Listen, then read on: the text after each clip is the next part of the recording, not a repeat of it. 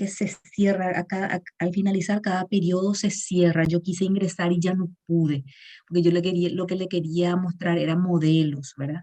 Pero de todas formas, yo apelo a la creatividad de ustedes y yo sé que van a poner lindas fotos. Siempre es importante poner en las ideas de negocios fotos o imágenes, mejor dicho, de aquello que ustedes, por ejemplo, si es que, bueno, si la idea del negocio es un spa, entonces, por ejemplo, ¿verdad?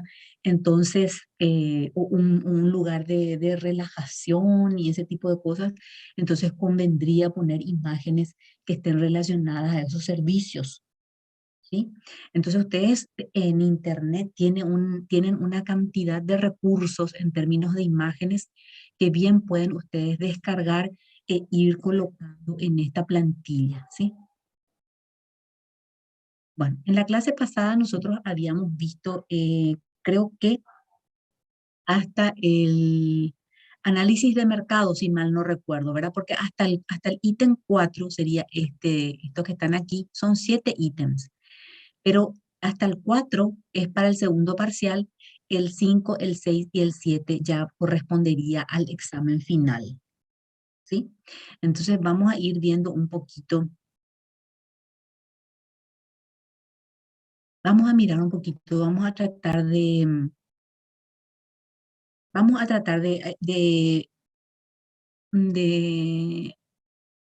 de ver cómo podemos ir armando simplemente a modo de ejemplo, ¿eh? Por ejemplo, a ver, el grupo 3 jugo natural para tratar la hipertensión. Bárbara Portillo, Sol Lugo, Belén Gallagher, Milena Patiño y Ana Chamorro. ¿Están? ¿Y quién es alguna representante de ustedes? ¿Quién querría hablar?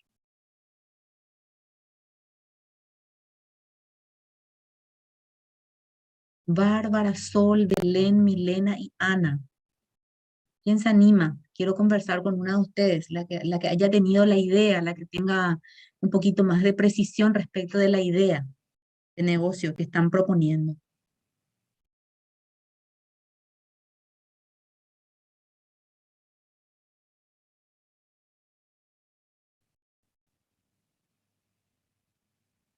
A ver, ¿está nadie? Sol, Bárbara,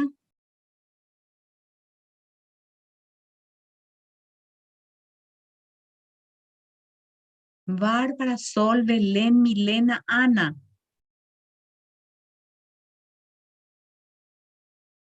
Sol Lugo, yo veo que está conectada.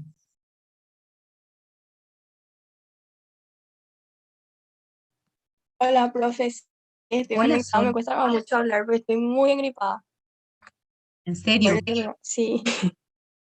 Un ratito nomás vamos a hablar entonces. Decime una cosa, Sol, ustedes propusieron esta idea de negocio que es justamente el jugo natural para combatir la hipertensión o para tratar la hipertensión. Sí, profe. Ustedes, ves que el material pide que por favor ustedes designen la oportunidad, qué problema vas a resolver, dice. Acá obviamente tenemos muchos pacientes que tienen problemas a ver,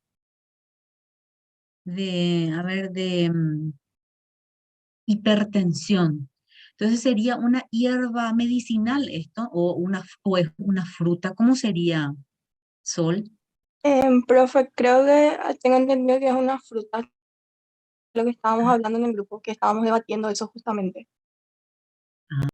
Entonces va a ser una fruta. Entiendo, entiendo. Y vamos a ver un poco entonces, el problema es justamente los altos casos de hipertensión, ¿verdad? Sí, profe. Ujú. Después dice, en la misión sería identificar lo que la empresa aspira a hacer para los clientes, los empleados y los propietarios. Dice, bueno, ustedes me imagino que se van a conformar en una pequeña empresa primeramente y después van a ver, todavía no hablaron eso con sus compañeras, es decir, cómo pretenden em, envasar eso, cómo pretenden distribuir, todavía no estuvieron conversando. No, profe, todavía no hablamos. Justamente íbamos a hablar hoy después de clase y vamos a terminar de debatir todas esas cosas. Ujú, entiendo. Entonces, cada uno de estos aspectos que están aquí son los que ustedes tienen que ir considerando. Enfoque de mercado, a qué mercado y clientes ideales apuntarás, ¿verdad? Acuérdense que aquí lo importante es empezar, o sea, delimitar el campo de acción. ¿Qué significa delimitación? Identificar a una zona geográfica específica, a un estrato de la población, ¿verdad? Donde se pueda, digamos, en primer lugar, em, saber dónde están estas personas hipertensas, ¿verdad? Entonces, por eso es que es importante la delimitación del mercado, ¿sí? Las ganancias esperadas, cuáles son los hitos clave para ingresos, beneficios y clientes, con qué rapidez rentabilizarás la inversión. Entonces, yo siempre les recomiendo a mis alumnos que cuando van a hacer una idea de negocio o un proyecto de negocio, siempre tienen que tomar un horizonte temporal relativamente corto, de 3 a 5 años. No tomen 10 años, por ejemplo, que es todo un desafío, incluso para las empresas ya, las microempresas, las MIPYMES que se llaman, micro, pequeñas empresas. Es todo un desafío continuar por 10 años. Así que yo lo que les sugeriría a la mayoría es que en lo posible hagan estoy tratando de compartir otra vez mi pantalla, por eso es que eh, traten en lo posible de proyectar su negocio a lo sumo hasta 3 años. Y después ya se verá qué tal se comporta en el mercado ese negocio, ¿sí? Entonces, tengan siempre presente eso. Bueno, aquí una breve descripción, eso ya vimos todo en la clase pasada, vamos a mirar un poquito. El, también lo que les pide es que hagan un análisis FODA, ¿verdad? Eso es lo que me pareció que en algún momento hemos leído, oportunidad, información general del producto, participantes claves y equipo de administración. Acá la misma plantilla les va mostrando qué es lo que tienen que hacer en cada uno de esos tópicos. Tipo de sector, que sería sector salud, ¿verdad? Segmentación del mercado, eh, por ejemplo, dice, si tu sector empresarial es el sector de la odontología, eso ya también lo leímos, tienen que ustedes ir describiendo cómo sería, a quién específicamente va dirigido. En este caso, la idea de negocio de Sol y compañeros, y compañeras, mejor dicho, es en el ámbito de esa afección que es la hipertensión, ¿verdad? Vamos a mirar un poco. Acá está el análisis DAFO o FODA, ¿verdad? Puntos fuertes. Todo esto ustedes tienen que buscar en Internet, porque yo me imagino que en Internet ya ha de haber, siempre se encuentran negocios que, bueno, ya se anticiparon en esa idea y ustedes pueden encontrarlo perfectamente ahí, porque nosotros lo que estamos haciendo es una simulación. No es que nosotros vamos a hacer una investigación de mercado, que eso lleva mucho más. Lo que vamos a hacer es en realidad una especie de investigación en Internet, ¿verdad? Y vamos a valernos de otros negocios que ya fueron formados y vamos a nosotros a partir del ejemplo que ellos nos dan, vamos a ir conformando nuestra matriz. Así es como vamos a trabajar para que ustedes también puedan tener una idea, ¿sí? Bueno, acá en la parte de plan, en la parte de plan de operación, aquí por ejemplo dice abastecimiento y cumplimiento de pedidos. em, y acá justamente lo que se tiene que hacer es analizar un poquito quién les va a proveer la materia prima para poder eh, elaborar el producto, ¿sí? Teniendo en cuenta que es una fruta, lo que ustedes tienen que saber muy y manejar muy bien, analizar eso muy bien, son, digamos, las estaciones en las que se produce la cosecha de esa fruta y eventualmente tienen que identificar las fortalezas y las posibles amenazas con las que puedan tropezar al momento de aprovisionarse de esa fruta, ¿sí? Entonces, tienen que manejar no solamente un proveedor, sino sino que más bien dos o tres proveedores para que si uno falla por algún motivo, ustedes puedan acudir al otro sin tener que verse en aprietos para poder surtir el mercado con la mercadería. O sea que una vez que nosotros nos metemos en un negocio, este negocio no puede hacerle faltar al cliente el bien o el servicio que se está ofreciendo. Entonces siempre se tiene que tener un plan de cuando se trata de proveedores. ¿Sí? Fíjense cómo es tan complejo esto, ¿verdad? Entonces fíjense, pago. Describe tus condiciones de pago estándar y los métodos de pago que aceptas. Describe los planes de precios únicos, fijos, periódicos, combinados u otros y cualquier impacto en el flujo de efectivo. El flujo de efectivo es el dinero con el que uno cuenta efectivamente para poder hacer funcionar el negocio. ¿Sí? En otras jergas también se le denomina costo de operación porque yo tengo que pagar proveedores, tengo que pagar seguramente otros insumos, tengo que pagar al personal que trabaja conmigo, quizás tenga que pagar algún costo fijo o variable, ¿verdad? Entonces, todo eso necesita de un flujo de efectivo y para eso se tiene que destinar dentro del presupuesto inicial un monto, ¿verdad? Que se va a tener que manejar seguramente de forma semanal, diario, ¿verdad? Semanal o incluso mensual. Entonces, ese negocio tiene que tener el flujo de efectivo suficiente como para poder seguir operando, incluso aunque no haya ni siquiera una venta. Y a eso se le denomina costo fijo, ¿verdad? El costo fijo es aquel costo que el empresario tiene que incurrir, en el que tiene que incurrir independientemente de que venda o no venda, ¿sí?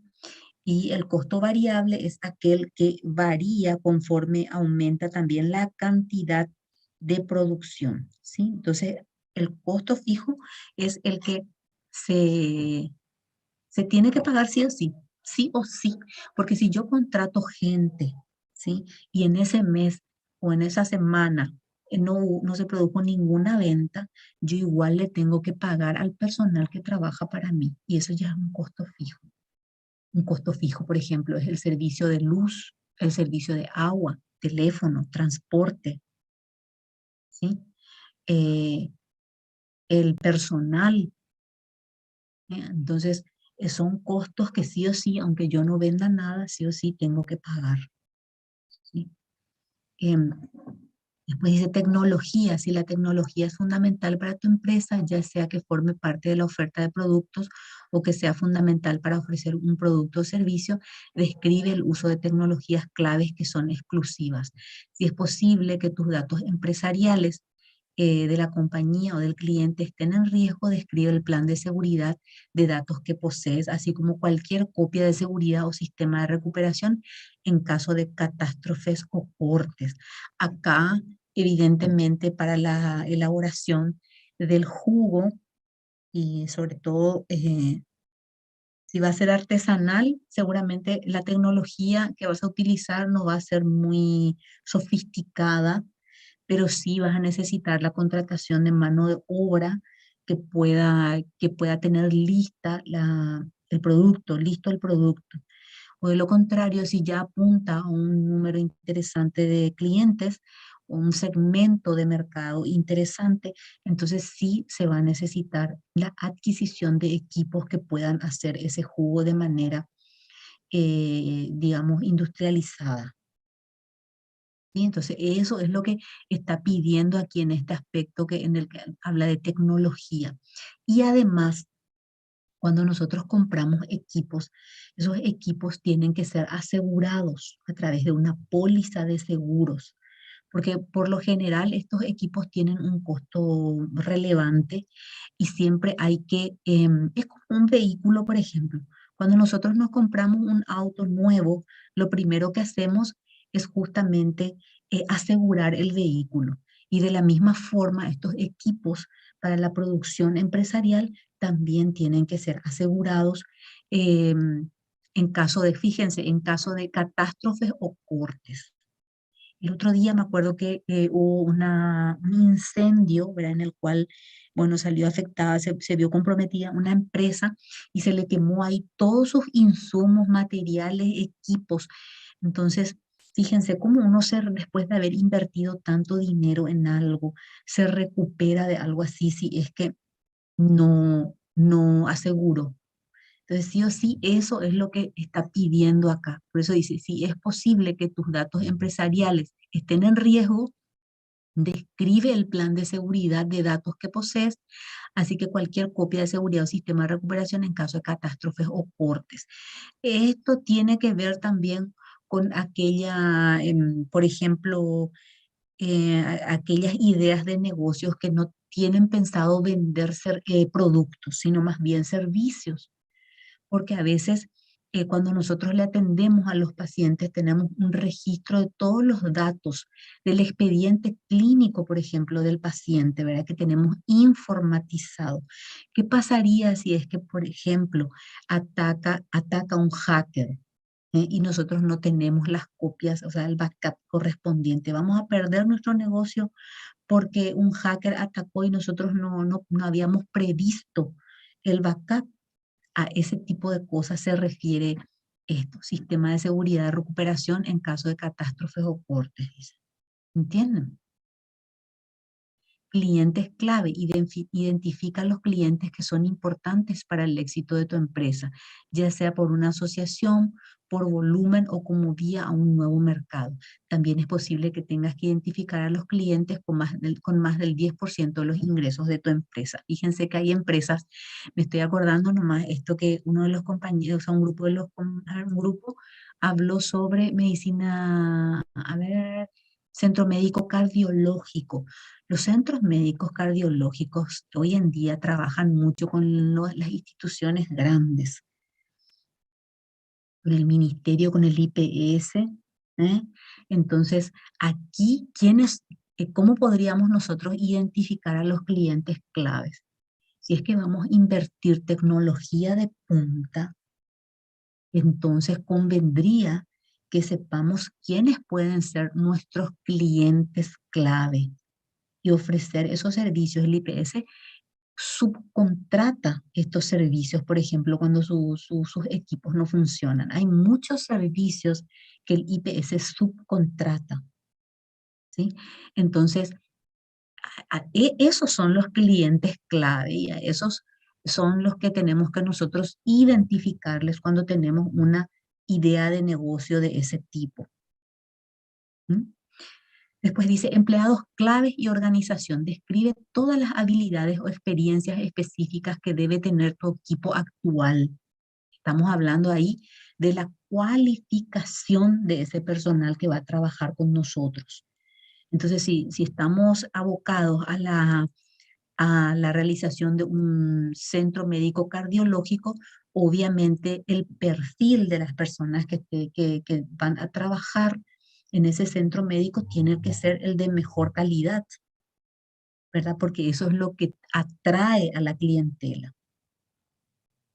Por otro lado, tengan en cuenta que la iniciativa privada, como yo siempre les digo, no está interesada en estratos socioeconómicos bajos. Porque ¿quién es la persona que después de haber ahorrado tanto, haberse convertido en capitalista, eh, va a, eh, va a generar un negocio que esté orientado a clases económicas que no tienen el poder adquisitivo para poder pagar ese tipo de servicios o productos? Entonces, cuidado.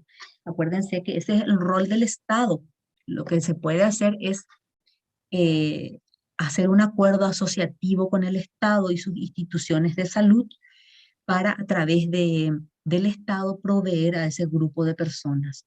Pero en principio, ustedes como buenos capitalistas, inversionistas, tienen que fijar la mirada en un estrato socioeconómico que sí tenga el poder adquisitivo para poder eh, adquirir los servicios o los productos que ustedes van a vender. ¿Estamos de acuerdo? Bien, a ver, instalaciones. Según el tipo de empresa, es posible que tengas instalaciones arrendadas, compartidas o de tu propiedad. Ofrece una lista de ellas, su propósito y futuros planes para las instalaciones. Dentro de lo que es la teoría de la elaboración y evaluación de proyectos de inversión, hay un libro muy bueno sobre eso, que justamente tiene ese mismo nombre, y el autor es Nasir Sapag-Chain. Buenísimo, el día de mañana cuando ustedes quieran, pueden bajar de internet Nasir Sapag-Chain, buenísimo libro, así se escribe. Y ahí les muestra todo, ¿verdad? Bueno, es más bien para gente que entiende mucho o que ha tenido una trayectoria ya dentro del estudio de las ciencias empresariales. Pero si es que ustedes el día de mañana van a iniciar algún negocio, siempre es bueno tener la información. Se llama Elaboración y Evaluación de Proyectos de Inversión. Muy interesante, es un libro muy didáctico, complejo, sí, pero sí, nada es imposible. Y hoy en día la información está por todos lados, ¿sí? Eh, Ustedes son una generación de posibilidades, ¿sí? Em, porque tienen todo a su disposición. Solo tienen que tener las ganas, ¿sí? Entonces, a diferencia de generaciones anteriores, hoy ustedes tienen todo a su disposición. Así que aprovechen esa disponibilidad. Bueno, lo que les decía es que según las recomendaciones que dan los expertos en el área de elaboración de proyectos, cuando uno inicia o apertura una idea de negocio, siempre es recomendable no, eh, no incurrir en tantos costos fijos. Instalaciones arrendadas, dice acá. ¿Qué quiere decir eso? Que seguramente ustedes van a tener que alquilar algún lugar para poder eh, implementar ahí su idea de negocio. En lo posible, los expertos nos dicen de que tratemos de utilizar la propia vivienda con que uno cuenta. O sea, no se vayan a alquilar un lugar porque eso va a constituir un costo fijo que ustedes sí o sí van a tener que pagar. Y en esa fase inicial del negocio no es recomendable tener tantos costos fijos. Entonces, si por ejemplo ustedes van a colocar un consultorio clínico y de repente tienen un espacio ahí, pueden transformar la sala de su casa eh, para poder efectuar las atenciones que se requieran, al principio es lo más recomendable. Y ya después, con las ganancias y la rentabilidad que adquieran ya en el proceso de implementación de ese negocio, ahí sí eh, optar por un lugar que quizás puedan arrendar, o sea, alquilar, sobre todo porque ya se habrán hecho una cartera de clientes, ¿verdad? Pero al principio, cuando uno no tiene esa cartera de clientes y todavía no tiene un prestigio formado, lo más prudente es incurrir en la menor cantidad de costos fijos. ¿Sí? Eso es muy importante. Bueno, vamos a entrar un poquito en los planes de ventas y marketing. Dice promocionar la empresa, ya sea mediante la generación de clientes potenciales o el tráfico hacia un sitio web o tienda, es una de las funciones más importantes de tu compañía. La otra cosa, antes de que me olvide, para el caso de, para la idea de negocio del jugo, es que también es posible promocionar a través de las redes sociales. ¿Sí?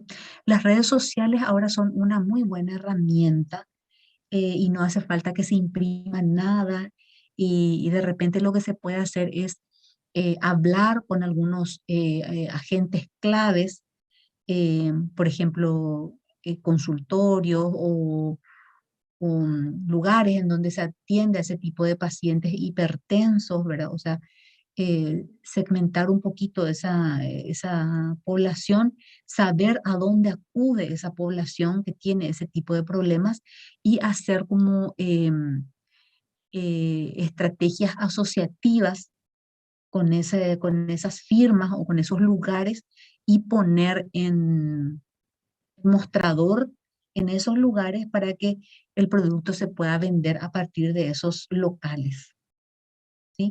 Y también hacer contratarle a un webmaster para que nos haga un buen sitio, una buena publicidad, qué sé yo, ya sea a través de una página web o a través de redes sociales, Facebook, Instagram y demás, para poder ofrecer el producto y quién sabe si después establecer como una especie de entregas domiciliarias o algo así.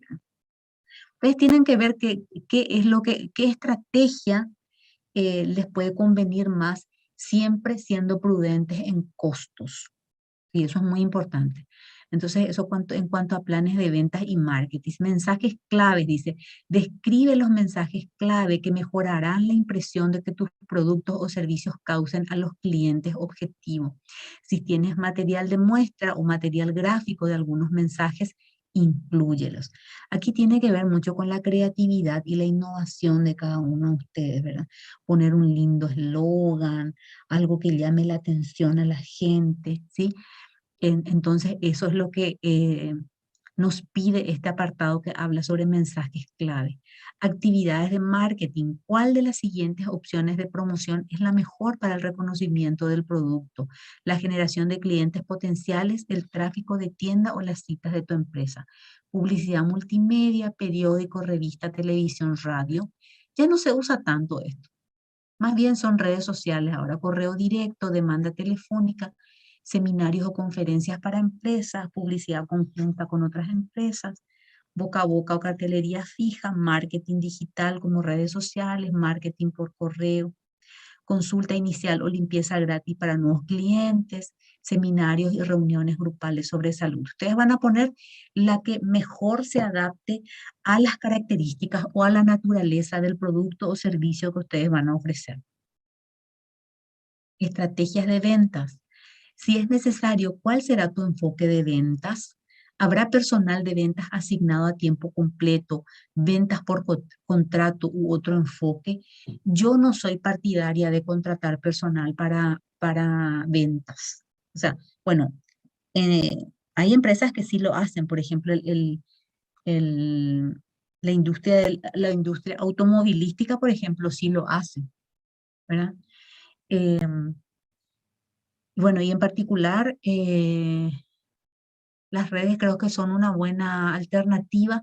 Los laboratorios también contratan personal. Los visitadores médicos son justamente, es el personal de ventas que está asignado a esos lugares, de esos productos, ¿sí? Pueden también, pero en una fase inicial creo que tendrían que tener otro tipo de énfasis porque al inicio es más difícil. Bueno, vamos a hablar un poquito ahora sobre el plan financiero. Dice, crear un plan financiero permite reunir toda la planificación empresarial. Hasta este momento identificaste el mercado objetivo y los clientes objetivos junto con los precios. Estos elementos, junto con tus suposiciones, te ayudarán a calcular la previsión de ventas. La otra cara de la empresa estará conformada por los gastos que esperas realizar. Esto es importante en todo momento para saber cuánto tu empresa se vuelve rentable. También es importante cuando inicias tu empresa conocer los gastos que debes financiar antes de que se reciban las ventas del cliente o el efectivo que generan. Como mínimo, en esta sección se incluirán los costos de inicio estimados y las pérdidas y ganancias proyectadas, junto con un resumen de las suposiciones que realizas con estas proyecciones. Las suposiciones deben incluir ventas iniciales y en curso, así como el control de tiempo de las ventas en flujos, ¿sí? Es decir, incluir ventas iniciales y en cursos. Nosotros tenemos que tener la capacidad financiera, no solamente para atender a esas ventas iniciales, sino que también tenemos que tener el dinero suficiente como para poder atender a las ventas que están en curso. ¿Qué quiere decir eso? Ustedes venden un determinado stock de jugos para hipertensión y resulta que tiene tanta buena aceptación, digamos, que les pueden hacer en un momento dado un pedido de una cantidad importante. ¿Qué pasa si ustedes no tienen el capital operativo como para poder atender ese pedido? Entonces, todo eso se tiene que pensar antes de iniciar el negocio, ¿sí? Así que de eso se trata este planteamiento. Dice, aquí te mostramos cómo configurar tu plan financiero. Costos de inicio proyectados. ¿Cuánto debes gastar para empezar? En la tabla siguiente, dice, se muestra un ejemplo de artículos de costo en curso y único que es posible que necesites para abrir tu empresa. Muchas empresas se pagan mediante créditos a largo plazo y no tienen efectivo que ingrese de inmediato. ¿Qué quiere decir esto? Que muchas empresas lo que hacen es prestar dinero para poder destinar ese dinero a su capital operativo, ¿sí? No es lo más recomendable, pero es lo más usual. Porque si es que no se tiene un éxito de ventas inicial, la deuda financiera está y ese servicio de deuda se tiene que pagar. No solamente se tiene que pagar el capital, sino también los intereses que genera la deuda. Entonces, es un poco complicado, ¿sí? Entonces, en el sentido de que no es complicado, es delicado, ¿no? Aperturar un negocio no es algo que se haga así de manera alocada y sin mucha previsión. Tendrás que financiar, a ver, dice, muchas empresas se pagan mediante créditos a largo plazo. Bueno, es importante calcular cuándo se iniciará el flujo de efectivo hacia la empresa mediante una suposición sobre cuántos meses de artículos recurrentes, además de los gastos de pago único, tendrás que financiar de tus ahorros o de una inversión inicial. Hay una tabla en blanco en el apéndice para que puedas llevar a cabo tus proyecciones de costo inicial. Vamos a ver, presupuesto real. ¿Cuánto puedes gastar? Si tienes un poco de dinero adicional en el presupuesto, este plan puede incluir equipamiento o personal que te gustaría tener. Pero cuidado, siempre con prudencia, siempre empezando desde lo más, eh, digamos, básico. Y una vez que formemos nuestra cartera de clientes, entonces ahí sí podemos darnos ciertos lujos, ¿verdad? Pérdidas y ganancias proyectadas. Esto te ayudará a determinar dónde puedes ser más preciso y cómo puedes asignar tus beneficios para las actualizaciones una vez que la empresa se convierta en rentable. Elige a tus expertos, es el punto 4, la configuración financiera y administrativa y las credenciales. Existen 3 personas que tienen un valor incalculable a la hora de guiarte durante el establecimiento de tu práctica. En primer lugar, tu contador o asesor impositivo, porque desde el momento que abrimos un negocio ya tiene que haber una contabilidad y tiene que haber una persona que te asesore dentro del ámbito de lo impositivo, de los impuestos, porque ya en la Subsecretaría de Estado de Tributación ya va a saber que vos estás operando, a menos de que quieras ser ilegal, que no les recomiendo, y entonces hay que pagar al fisco, ¿sí? Un asesor legal, un asesor jurídico, alguien que les asesore en relación al aspecto legal, ¿sí? A las leyes, al marco legal que corresponde dentro de lo que es el área disciplinar de ustedes, y el asesor para nuevos consultorios, dice. Estos expertos te ayudarán a obtener correctamente las credenciales de contribuyente, configurar, planificar y ayudar a ejecutar el marketing, actuar como un punto de contacto único entre tú, tus proveedores y gerentes de proyectos, negociar con proveedores, contratar y entrenar personal.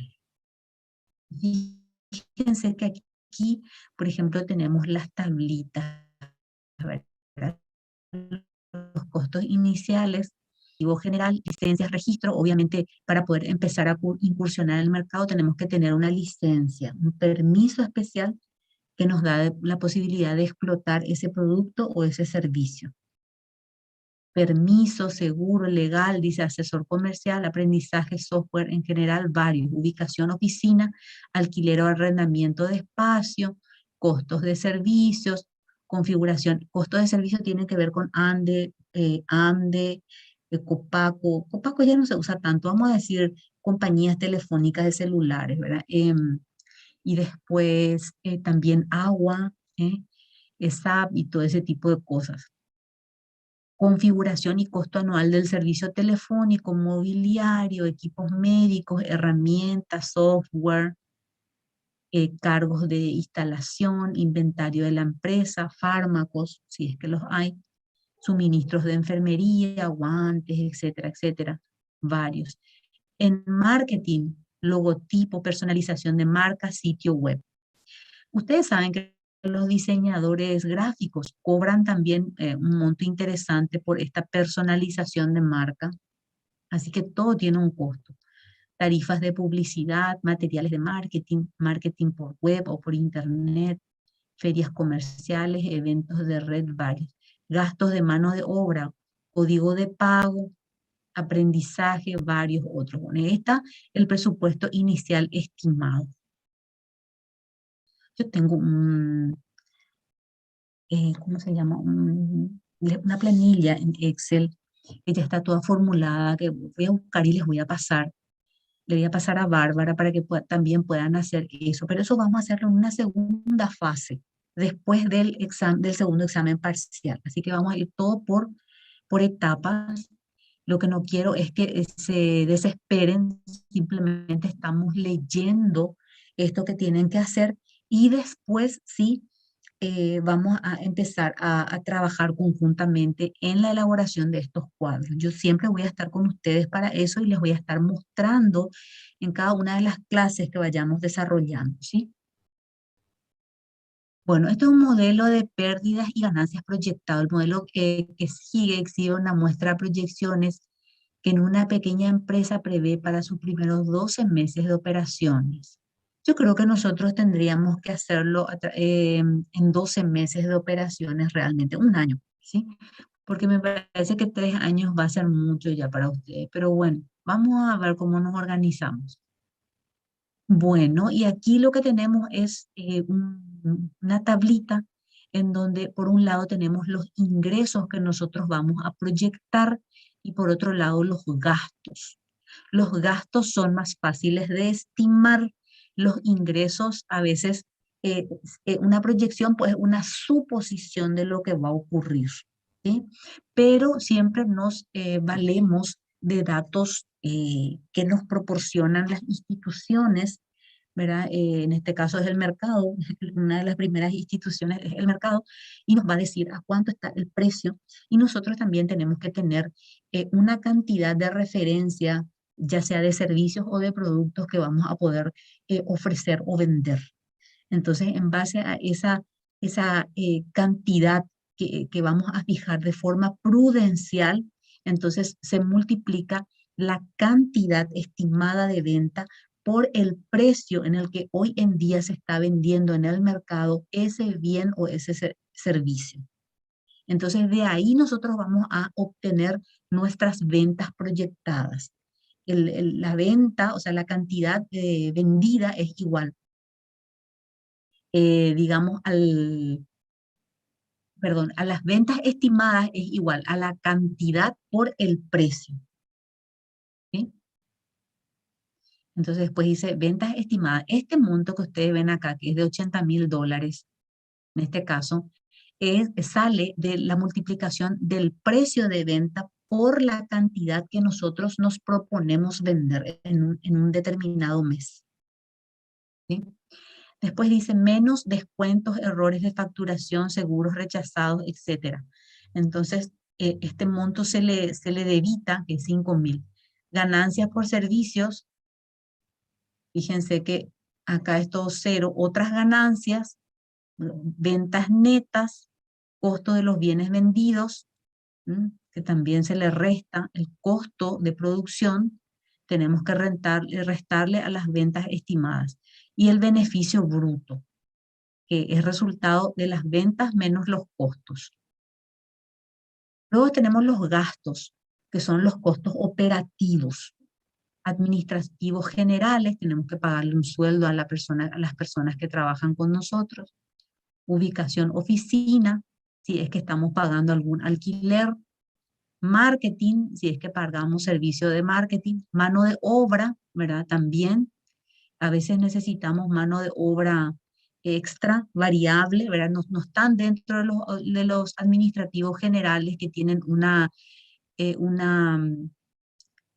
les puedo decir? Una vinculación permanente. A veces necesitamos pagar, por ejemplo, un enfermero adicional, porque en esta semana hubo más personas y tuvimos que contratar o en un determinado periodo que sabemos identificar perfectamente, eh, se requiere de más personal, entonces se le contrata, eh, ¿cómo les puedo decir? Se les contrata temporalmente. Entonces, a eso le podríamos denominar mano de obra adicional. Otros gastos totales.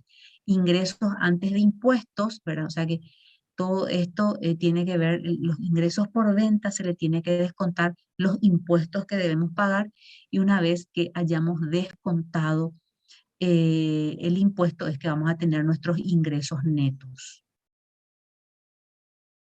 Sí, acá está un apéndice en donde como es una especie de cuadrito en donde vamos a ir poniendo los costos iniciales, en este caso de nuestro consultorio médico, ¿verdad? Fíjense que nos va poniendo cada uno de los ítems a los que nosotros le tenemos que dar valor.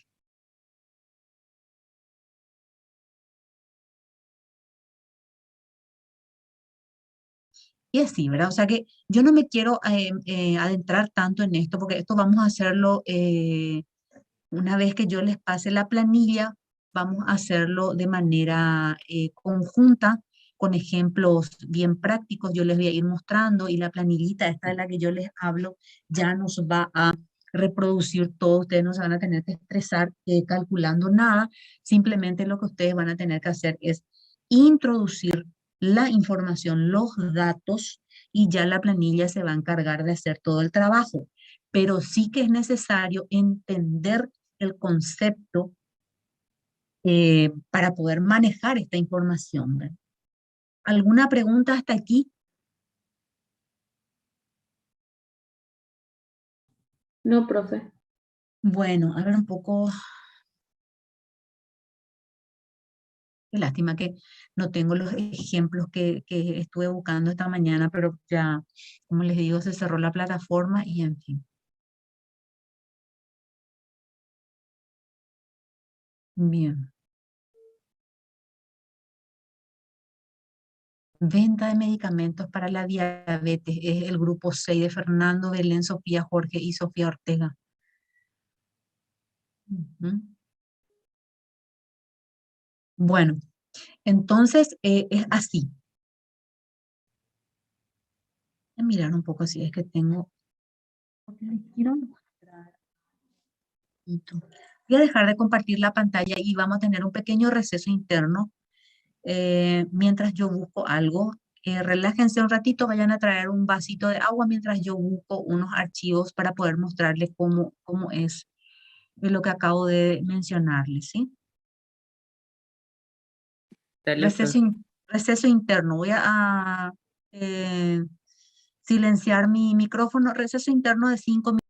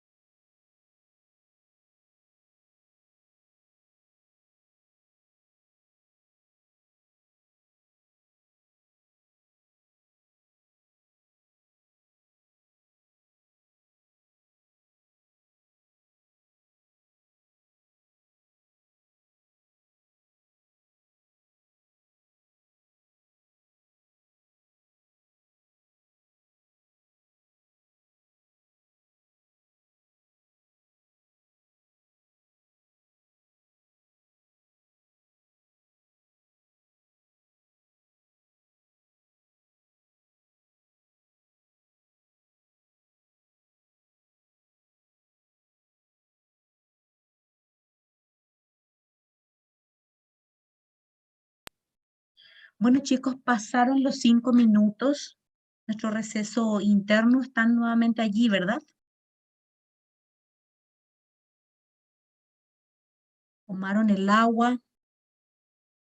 Sí, profe.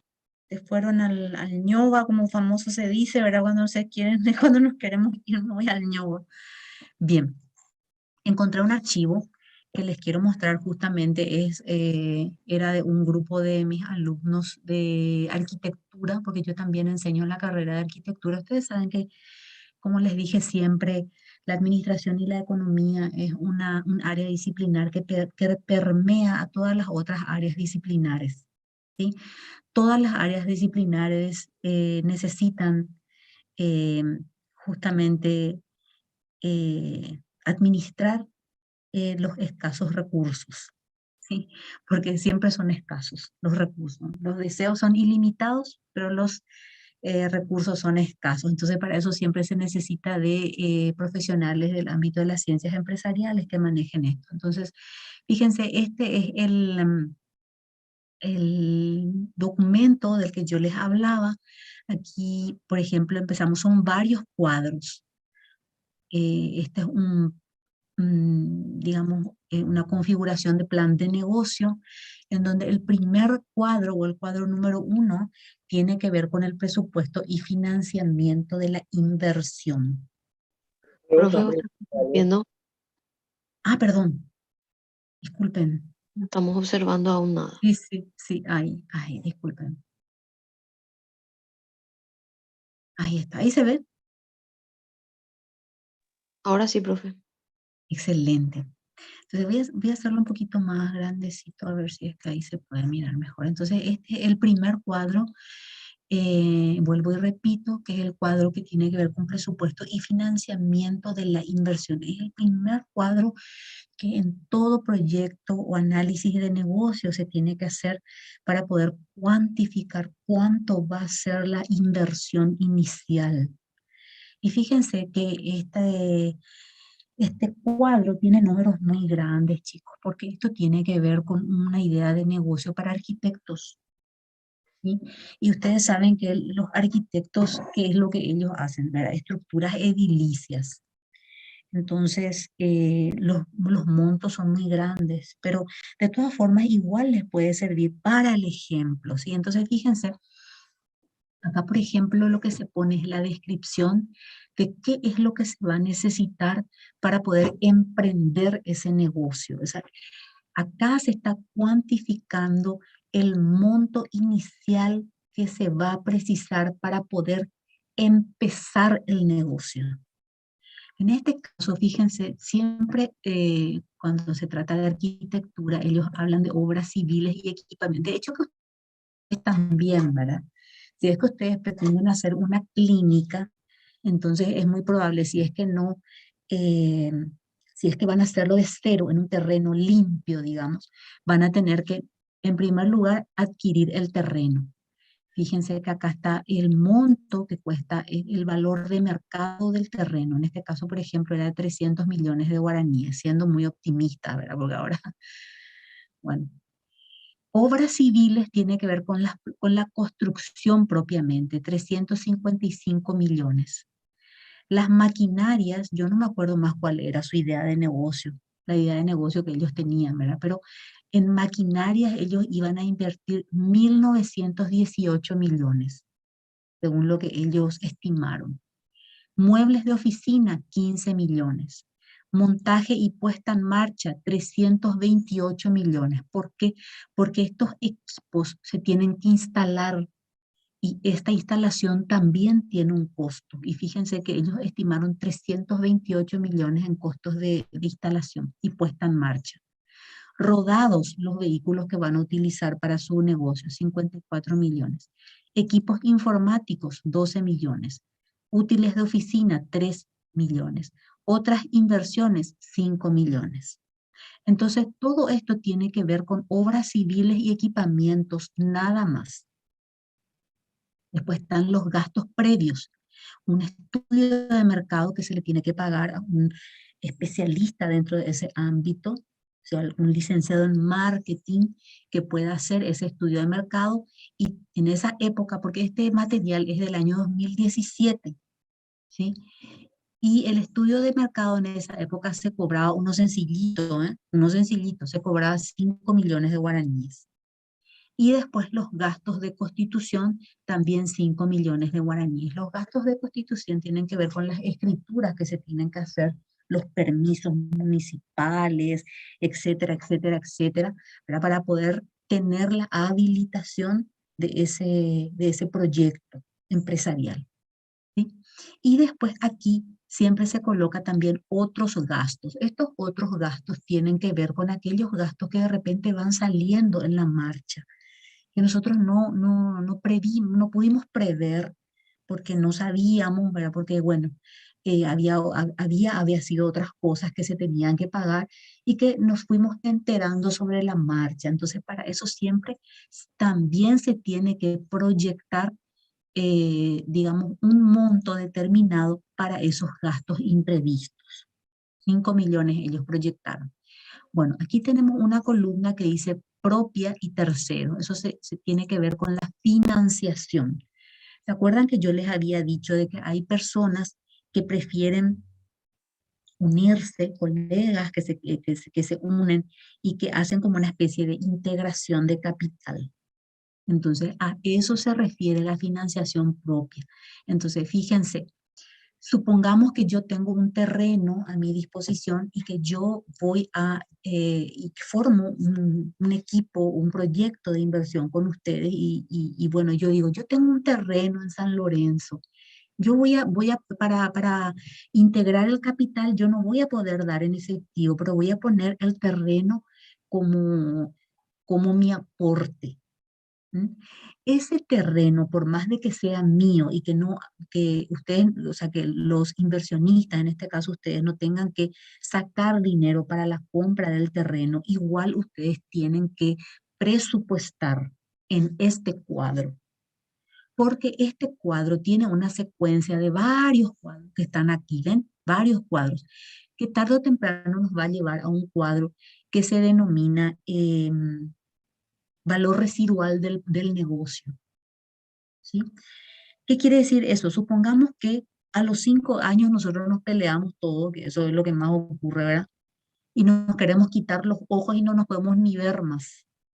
Y entonces cada uno aportó algo. Alguien aportó su vehículo, otro aportó un terreno, alguien puso plata, ¿verdad? Bueno, ¿y qué pasa pasados los 5 años? Y bueno, hay un problema irreconciliable, ¿verdad? Y entonces vamos a tener que disolver la sociedad. Entonces, para esos casos se tiene que vender la idea o sea, la empresa o la idea de negocio que tuvimos. Entonces, sí o sí, para ese tipo de casos, se tiene que presupuestar igual el valor de mercado de ese terreno que yo integré a la sociedad. ¿Entienden? Porque eso también va a sumar para que cuando llegue ese año 5, ¿verdad? O cualquier otro año, se pueda estimar cuánto se invirtió y se pueda tener un número, o sea, un monto por el cual se pueda vender ese negocio. ¿Entienden? Es por eso que todo lo que se done, aunque sea donación, igual se tiene que hacer figurar en este presupuesto y financiamiento de la inversión, inicial de la inversión, para que se pueda establecer cuánto era su valor de mercado en ese momento. ¿Queda claro esto? Entonces, acá, aunque el terreno lo ponga yo y no tengamos que nosotros socios desembolsar esa suma de dinero, igual yo tengo que presupuestar. Acá tengo que alguien va a financiar esta adquisición de terreno o donó, ¿verdad? Y tiene un valor de mercado de 300 millones. Las obras civiles también se va a financiar a través de financiación propia, es decir, a través de integración de capitales por parte de los socios. Los muebles de oficina también. Estos muebles de oficina a veces son los muebles que tenemos en nuestras propias casas. A alguien le sobra un sofá, a alguien le sobra una mesita, a alguien le sobra un televisor. Entonces, pone esos bienes como aporte de capital. ¿Sí? Entonces, pero por más de que sea un aporte en especie, igual se tiene que presupuestar, se tiene que contabilizar a precios de mercado, o sea, al precio que rige en este momento, eh, o el precio que tiene ese televisor o ese escritorio al día de hoy, ¿sí? O sea, a precios de mercado. Entonces, fíjense que acá también ellos el montaje y puesta en marcha, también van a poner dinero ellos para poder comprar. Los rodados también, seguramente va a ser algún tipo de donación. Alguien va a poner a disposición un vehículo que le sobra. Equipos informáticos también van a financiar de manera propia, útiles de oficina también, otras inversiones también. Todo lo que está acá en esta columna de financiación propia es porque estos inversionistas, que son ustedes en este caso, van a ponerlo de su propio pecunio, o sea, de sus propios recursos. Y acá lo único que van a financiar a través de terceros, que generalmente es el sistema financiero, bancos, financieras o cooperativas, va a ser qué cosa, las maquinarias, que es mucho, 1.918 millones. Y eso es lo que van a financiar. Entonces, fíjense, el monto en total de la inversión inicial es de 3.000 millones. 3.000 millones de guaraníes. El 36% va a ser de financiación propia y el 64% va a ser a través de financiación de terceros. ¿Se entiende este cuadro? Sí, profe. ¿Verdad que es fácil? Porque yo voy a meter nomás ahí los números y ya la planilla me va a dar todo el resultado. ¿Sí? Así es, profe. Entonces, excelente, sí. Entonces, fíjense, este es el primer cuadro que se hace al momento de estimar el costo de inversión inicial que se tiene que hacer para poder echar a andar un negocio. El cuadro número 2, C2, dice servicio de deuda. Fíjense que aquí nosotros tenemos una deuda importante. 1.918 millones es lo que ellos van a pedir en el sistema financiero. Entonces vamos a irnos al cuadro de deuda. Dice número 2, cuadro de la deuda o servicio de la deuda. Hay que pagar. Si yo pido prestado, después tengo que pagar. ¿Eh? Año a año. Y tengo que generar los recursos para poder pagar ese compromiso que yo tengo o que tenemos y que habíamos realizado para poder echar a andar nuestro negocio. Entonces, ¿cuánto es el monto? 1.918 millones 170 mil. El plazo, el banco nos va a dar a 10 años de financiación. El periodo de gracia no tiene periodo de gracia. El periodo de gracia generalmente hay algunas instituciones financieras que dan y nos dicen, por ejemplo, bueno, ustedes van a prestar 1.918 millones. Nosotros le vamos a dar un periodo de gracia de 2 años. ¿Qué quiere decir eso? Que vamos a iniciar el negocio con ese dinero que nos va a desembolsar el banco, pero recién al cabo de 2 años nosotros vamos a empezar a pagar la primera cuota. ¿Entienden? A eso se le denomina periodo de gracia. ¿Sí? Si somos hábiles negociadores, podemos conseguir que el banco nos dé un periodo de gracia, sobre todo en estos bancos que son que están, por ejemplo, el BNF, este tipo de bancos que tienen financiamiento para las actividades económicas, así de tipo agrarias y demás, ¿verdad? Eso, sobre ciertas líneas que tiene el Estado y que quiere, líneas de desarrollo que tiene el Estado y que quiere, digamos, no subvencionar, sino más bien apoyar. Entonces, el Estado, eh, digamos que se pone de acuerdo o sale como codeudor y les da unos periodos de gracia X. Cuando quiere incentivar, esa es la palabra, cuando quiere incentivar ciertas áreas, por ejemplo, salud o educación. Entonces, se pone de acuerdo con la banca, con el sistema financiero y dice, no, yo soy eh, garante de las empresas que, o sea, de los inversionistas que quieren invertir en esta área, ¿sí? Entonces, es garante, el Estado sale como garante y se les puede dar un buen periodo de gracia, que a lo sumo son 2 años, que ya es importante, ¿verdad? Porque imagínense, 1.918 millones. Entonces, la tasa de interés anual era del 11% para este tipo de emprendimientos. Dice tasa de interés para préstamos e inversiones pro pymes. Fíjense, a las pequeñas y medianas empresas es lo que el Estado generalmente trata de incentivar, ¿verdad? Y hay créditos, ¿verdad? De la Agencia Financiera de Desarrollo a través del BNF. La Agencia Financiera de Desarrollo es una banca de segundo piso. ¿Qué quiere decir? Banca de segundo piso. La banca de segundo piso es aquel banco de bancos. El Banco Central también es un banco de bancos. Y la AFD le presta dinero a los bancos. Por eso se llama banca de segundo piso. Los otros bancos que nosotros conocemos en el sistema financiero le presta a las empresas y a los particulares, ¿sí? Pero la AFD solamente le presta a los bancos, no tiene contacto con las empresas ni con el público en general, ¿sí? Es un banco de bancos, al igual que el BCP. Encima que el BCP es el órgano rector del sistema financiero paraguayo, ¿sí? Porque el Banco Central del Paraguay, los bancos centrales tienen esa función en todos los países del mundo, ¿verdad? Entonces es un banco de bancos. Hay 3 sistemas de amortización: el sistema americano, el sistema alemán y el sistema francés.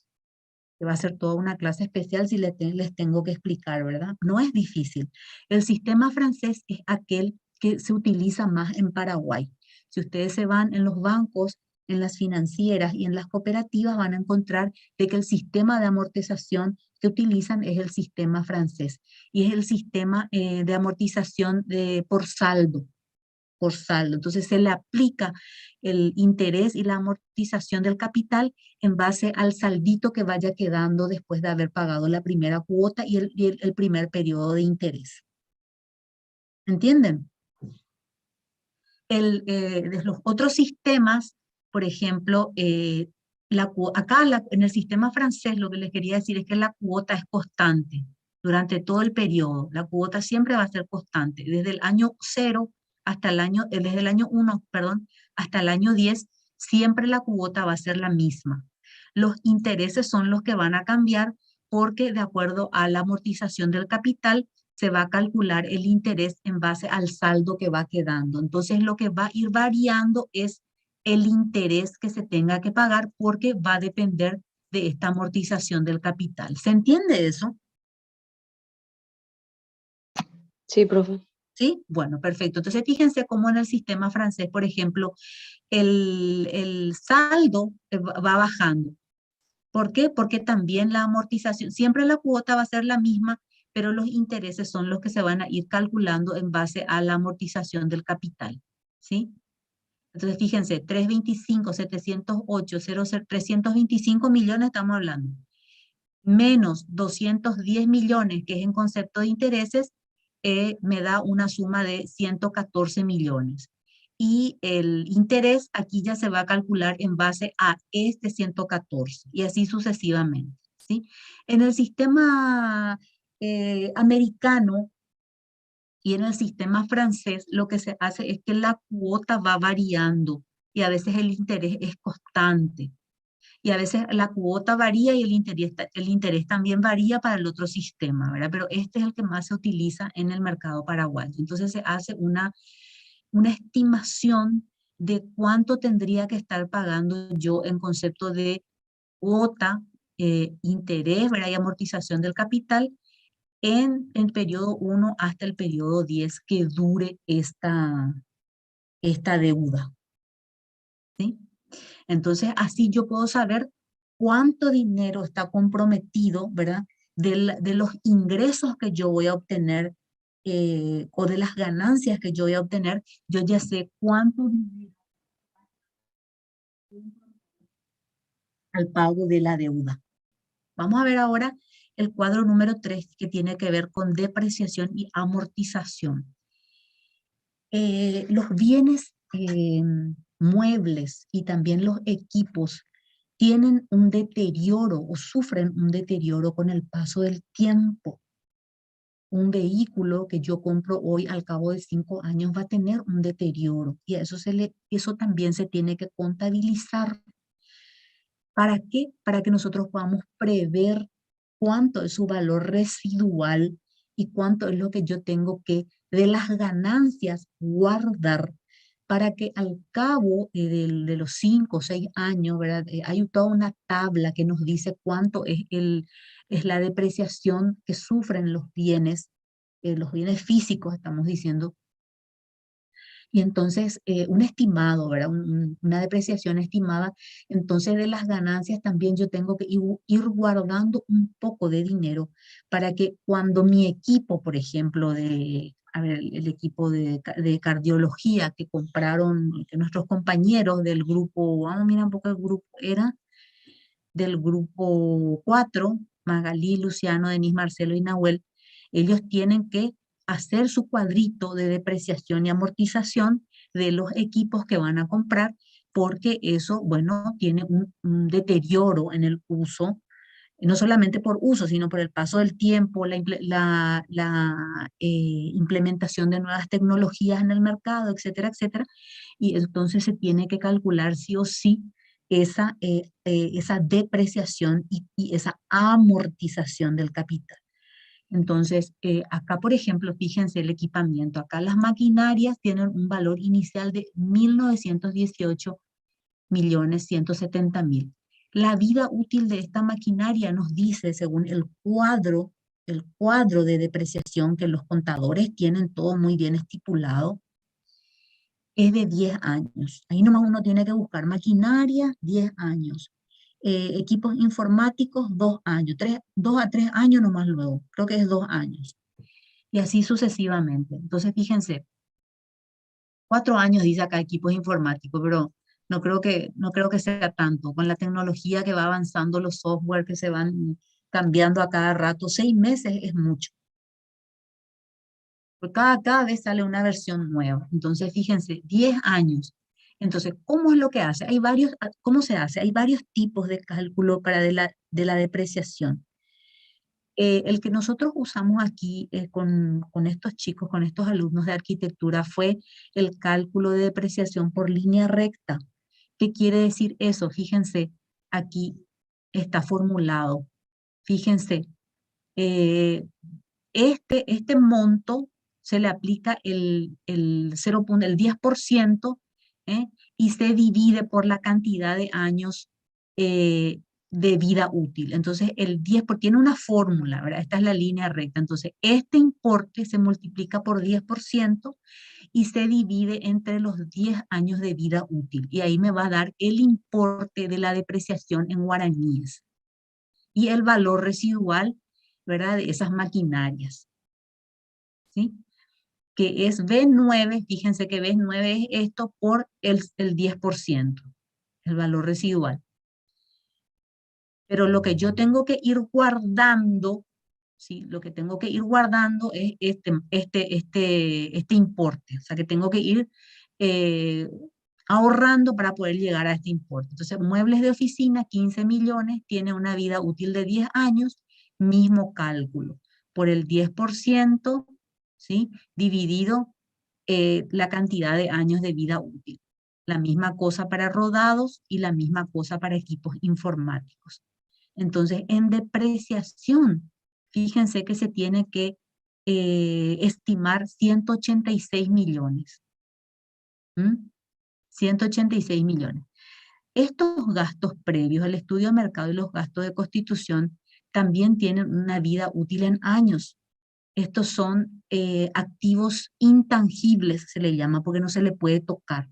Estos son activos tangibles, porque todos podemos ver y tocar, pero estos tienen también un valor de mercado y son activos intangibles, porque al cabo de 10 años, obviamente que el estudio de mercado de hace 10 años atrás ya no me va a servir más, porque el mercado habrá cambiado.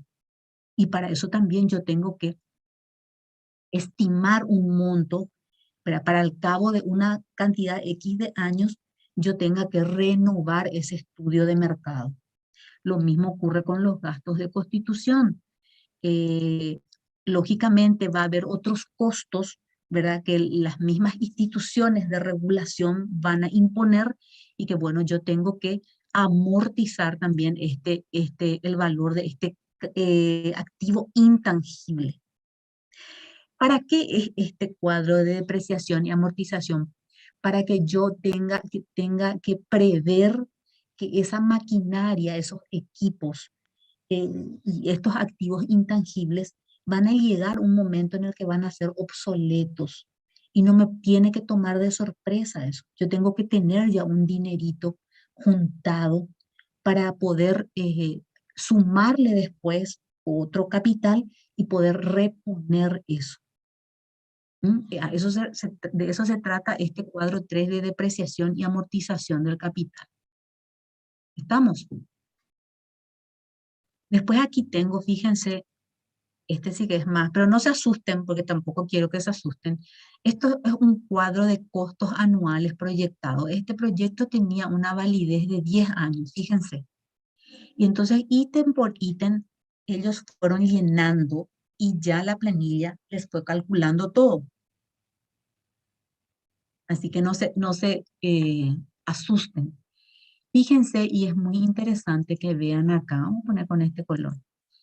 Este cuadro de costos anuales proyectados, ¿por qué se llama proyectado? Porque nosotros estamos proyectando hacia el futuro los costos anuales que vamos a tener.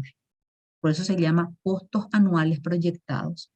Fíjense que acá tenemos en la descripción los costos administrativos, que son un tipo de costos. Los costos de producción, que son otro tipo de costos.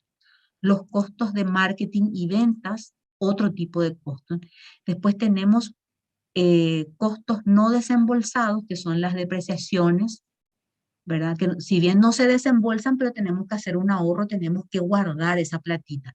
Y después tenemos los costos financieros. Todos los costos, menos estos que dicen no desembolsados, son costos que nosotros, o sea, plata que nosotros vamos a tener que sacar de nuestras ganancias. ¿Entienden? Entonces, fíjense en qué consisten estos costos administrativos. Sueldos más aporte patronal más aguinaldo. Después, impuesto inmobiliario. Servicios básicos. Agua, luz, teléfono, ¿sí? Útiles de oficina. Reparaciones generales. Todo esto tiene que ver con costos administrativos. Y tenemos ahí un subtotal de costos administrativos para cada año.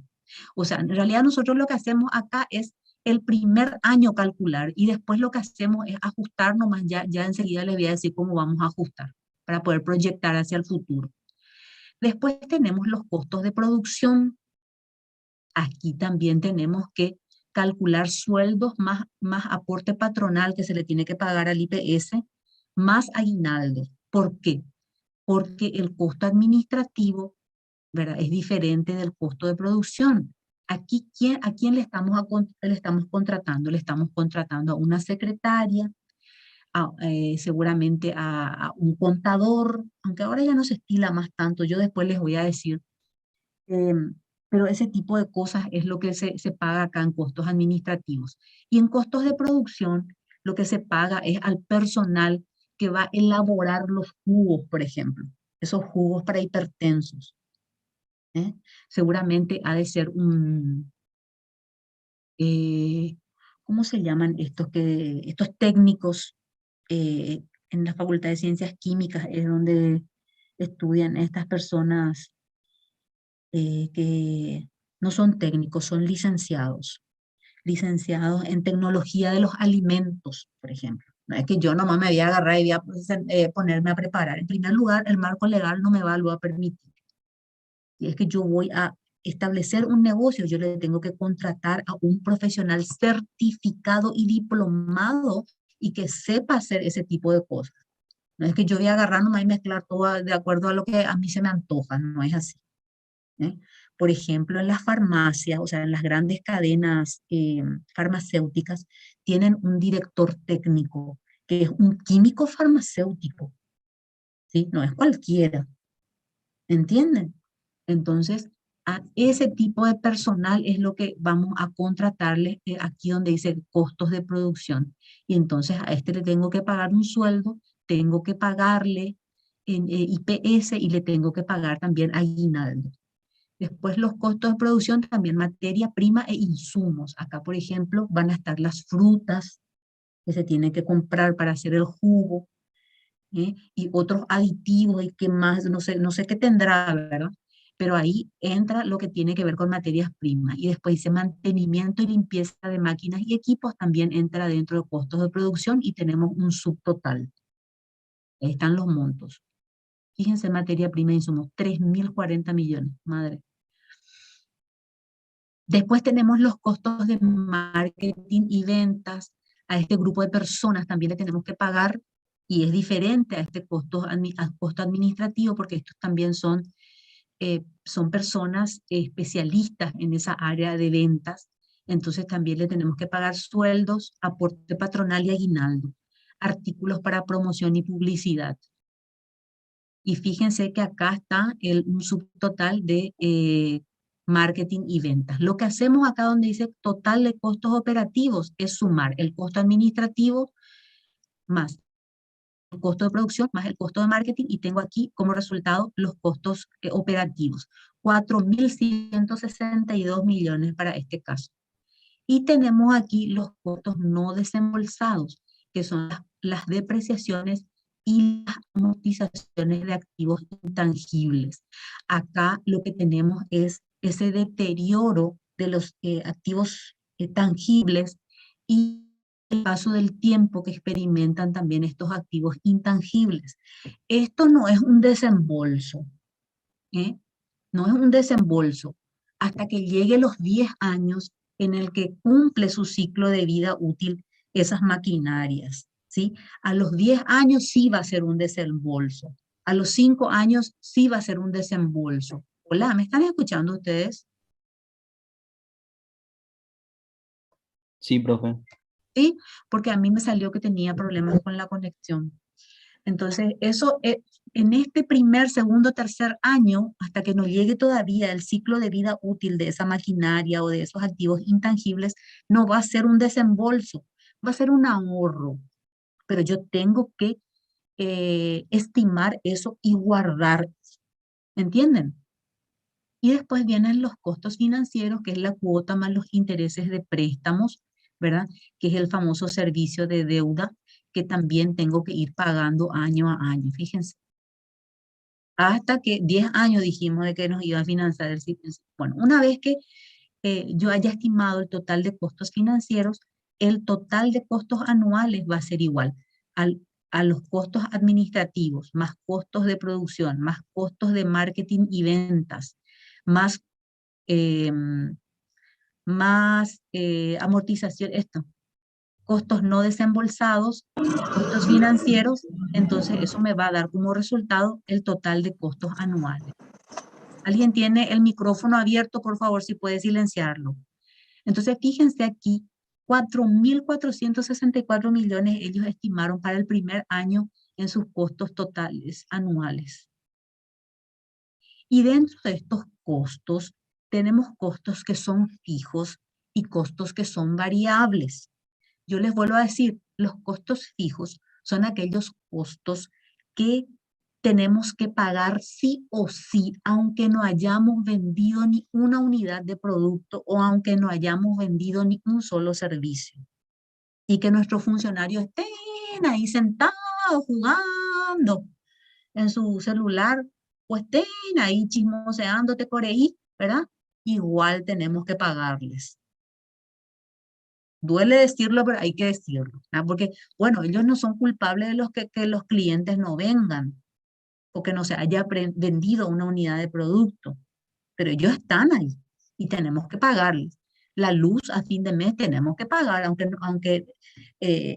no hayamos usado, tenemos que pagar, esos son costos fijos. Entonces fíjense que acá se hace una discriminación entre costos fijos y costos variables. Y fíjense, el costo fijo es B8, B9 más B20. Vamos a ver, B8, que son sueldos, B9 es impuesto inmobiliario, que igual tenemos que pagar, se produzca o no se produzca, y B20, dice, vamos a ver el B20, ¿cuánto es sueldos? Y del costo de marketing y ventas. Sí o sí, esos son costos fijos que se tienen que pagar. B8, B9 más B20. Y los costos variables son más. B10, 11, 12, 16. Fíjense, B10 es servicios básicos, ¿sí?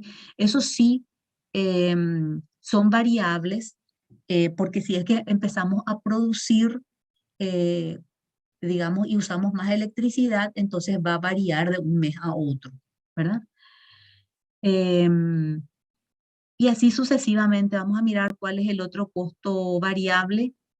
B11. B11 es útiles de oficina, porque eso varía.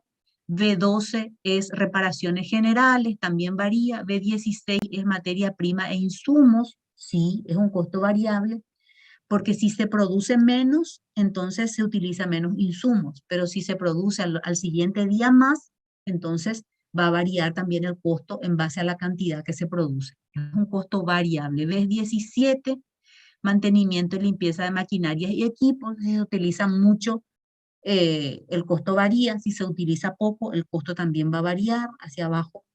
Entonces, así sucesivamente. Entonces, hay una discriminación entre costos fijos y costos variables. Y la suma de costos fijos más costos variables me dan como resultado los costos totales. 4.464 millones para este caso.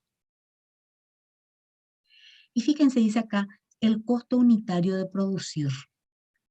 El costo unitario se calcula dividiendo el costo total por la cantidad producida. Entonces, fíjense aquí, por ejemplo, dice que el costo unitario, el costo de producir una unidad de producto, para este ejemplo, era de 6.200. Y aquí se le agrega el porcentaje de rentabilidad que uno pretende ganar. O sea, por ejemplo, el 50% es mucho la rentabilidad. Es un ejemplo nada más. Pero cuando el precio es muy alto, obviamente 3.100 es el 50% de la rentabilidad. El costo de producción de una unidad de producto es 6.200. Y yo, para poder ganar, le tengo que aplicar un porcentaje de rentabilidad. Fíjense que acá ellos aplicaron 50% de rentabilidad. Es muchísimo. Pero bueno, hay algunos que se pueden permitir ese privilegio. Entonces, el 50% de 6.200 es 3.100. Entonces, el precio de venta va a ser igual al costo unitario de producción más el costo unitario de rentabilidad, y eso me va a dar como resultado 9.300, que va a ser el precio al que yo voy a vender mi producto o servicio en el mercado. ¿Se está entendiendo esto? ¿Me siguen? Sí, profe. Bueno, entonces fíjense, dice materia prima e insumos, datos que se deben tener para hallar las ventas proyectadas. Es la cantidad de producto, el costo unitario de la materia prima. Importante, dice. La depreciación, las amortizaciones de activos nominales son rubros, costos y gastos que no generan movimiento alguno de efectivo. Es decir, no alteran el flujo de caja. ¿Por qué? Porque no es un dinero que sale de la empresa. Por eso se llama gastos no desembolsables. No se desembolsan, no se le paga a nadie eso. Pero se tiene que quedar en una cajita de ahorro dentro de la empresa, y cuando haya las ganancias se tiene que reservar ese dinero. Pero sí reducen las utilidades operacionales de una empresa. Las utilidades son las ganancias, ¿verdad?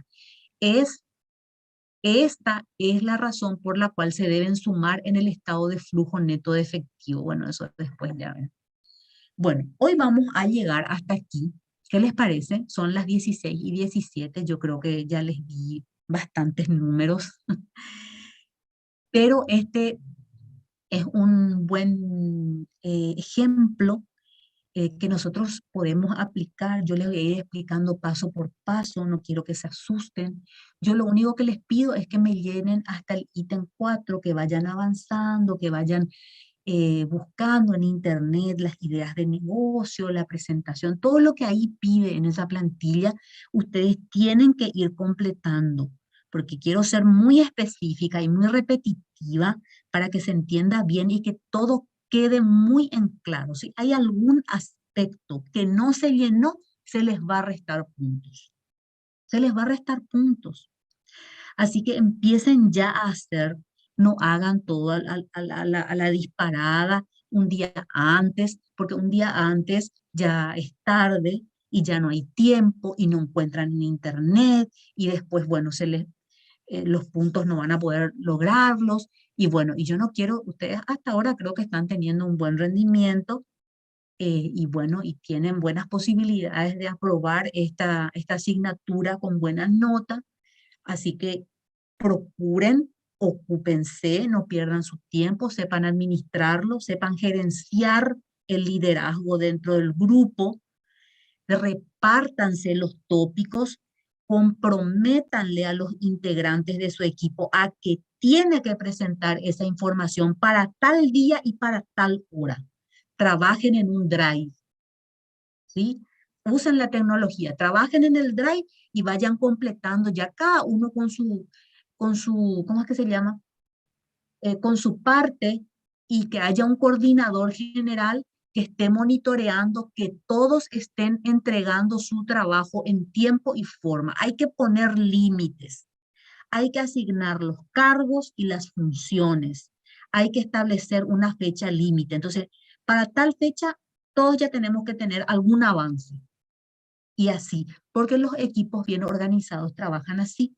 Y si nosotros estamos haciendo este proyecto, es también para incorporar competencias actitudinales. Yo ya les he dicho, ¿cuáles son esas competencias actitudinales? Capacidad de gerenciamiento y administración de tiempo y del grupo, ¿sí? Compromiso, responsabilidad, ¿sí? No quiero escuchar después de que, ay, nosotros dos nomás hicimos el trabajo y el resto jodió. Y bueno, pero quiere decir que no hubo un buen liderazgo en el equipo o no hubo, digamos, un control social en el equipo, no hubo castigos sociales en el equipo, ¿verdad?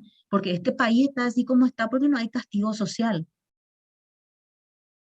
O sea, al narcotraficante que le mató a Acevedo, uno le encuentra qué sé yo, en un restaurante y somos felices porque un potentado está ahí que tiene una camioneta de la gran flauta y, ay, qué gusto, yo estoy cenando en el mismo lugar que este potentado con su vehículo de no sé qué, bañado en oro. Entonces, ¿en qué planeta vivimos, verdad? O sea, ¿cuáles son los valores? Bien, entonces de eso se trata. Yo les voy a estar preparando los indicadores de evaluación, los criterios de evaluación con sus indicadores y el puntaje correspondiente para que ustedes vayan sabiendo, organícense, administren el tiempo. Les repito nuevamente, administren el tiempo. Es demasiado fácil lo que van a tener que rendir. Imagínense que es esto. Así que aprovechen esta oportunidad. ¿Estamos de acuerdo?